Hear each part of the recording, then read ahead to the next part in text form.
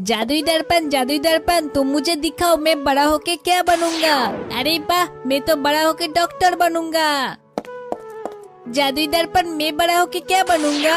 अरे वाह, मैं तो बड़ा होके पुलिस बनूंगा। अब मैं देखता हूँ जादुई दर्पण मैं बड़ा होके क्या बनूंगा। मोन्टू रुको रुको, तुम्हें अभी बताता हूँ। लेकिन उससे पहले तुम लोग बताओ, तुम लोग का पैसा चाहिए या अपने मम्मी का प्यार। जो मम्मा से प्यार करते हो वो लोग वीडियो के एक लाइक करके चैनल को सब्सक्राइब कर दो और कमेंट पे आई लव मम्मा लिख दो। ये क्या, मैं क्या बड़ा होके भिखारी बन जाऊंगा।